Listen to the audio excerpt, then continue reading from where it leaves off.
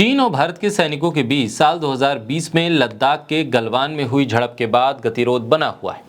बीते साल भी दिसंबर के महीने में अरुणाचल प्रदेश के तवांग सेक्टर में भारत और चीन के सैनिकों में झड़प हुई थी।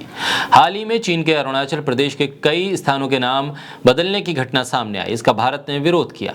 चीन अरुणाचल प्रदेश पर अपना दावा करता है, वहीं चीन ने गृह मंत्री अमित शाह के दौरे पर आपत्ति जताई है। चीनी विदेश मंत्री के प्रवक्ता ने कहा है कि ये सीमा के अनुकूल नहीं है। गृह मंत्री की यात्रा से चीन की क्षेत्रीय संप्रभुता का उल्लंघन हुआ है और चीन इसका विरोध करता है, क्योंकि जंगनान का इलाका चीन का क्षेत्र है। बोलता हिंदुस्तान पर मैं हूं आपके साथ मिर्जा शाकिर अली बेग। चीन के विदेश मंत्रालय के प्रवक्ता वांग बेनविन ने एक सवाल के जवाब में प्रतिक्रिया देते हुए कहा, वांग ने सवाल के जवाब में कहा है कि जंगनान चीन का हिस्सा है। वॉन ने चर्चा के दौरान कहा कि भारत के गृह मंत्री ने चीन के हिस्से जंगनान का दौरा करके चीन के क्षेत्रीय संप्रभुता का उल्लंघन किया है। वांग ने चेतावनी भरे सुर में कहा है कि यह दौरा सीमा पर शांति के लिए अनुकूल नहीं है। चीन का यह बयान अत्यंत आपत्तिजनक है। अरुणाचल प्रदेश भारत का एक प्रांत है और वहां भारत के किसी भी नागरिक को जाने का अधिकार है। गृह मंत्री की तो बात ही अलग है।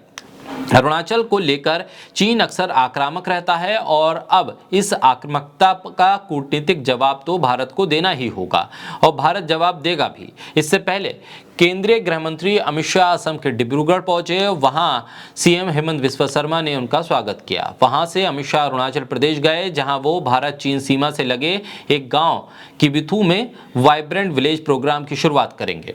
वाइब्रेंट विलेज प्रोग्राम के तहत अरुणाचल प्रदेश, सिक्किम, उत्तराखंड, हिमाचल और लद्दाख के 19 जिलों के 46 ब्लॉक के 2967 बॉर्डर के गाँव में जीवन स्तर सुधारने का प्रयास किया जा रहा है। इसका मकसद है कि यहाँ के लोग बाहर जाने को विवश ना हो।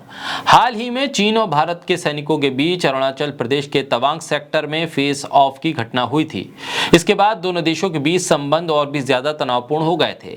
हालांकि हाल ही में चीन ने अरुणाचल प्रदेश की 11 जगहों के नाम बदले थे। इससे पहले भी चीन ऐसी हरकत कर चुका है। 2017 और 2021 में भी चीन ने 6 और 15 जगहों के नाम बदले। चीन की इस हरकत के बाद ही गृह मंत्री का ये दौरा बहुत महत्वपूर्ण माना जा रहा है। हालांकि इस दौरे पर भी चीन ने आपत्ति जताई। अब देखना होगा कि भारत सरकार इसका कैसे जवाब देती है, क्योंकि भारत के हिस्सों को, भारत के राज्यों को चीन अपना बताता है। यही स्थिति जिस तरह से भारत के अरुणाचल प्रदेश में चीन के दखल को लेकर बनी हुई है, तो वहीं लद्दाख में भी यही हालात हैं। ऐसे में सीधे तौर पर चीन को जब तक जवाब नहीं दिया जाएगा, इसका हल निकलता हुआ नहीं दिख रहा है। बहरहाल भारत सरकार चीन के सामने बहुत ज़्यादा आक्रामक रवैये के साथ व्यवहार करती हुई दिख नहीं रही है। बहरहाल देखना होगा कि चीन की इस आपत्ति के बाद भारत का जवाब क्या होगा।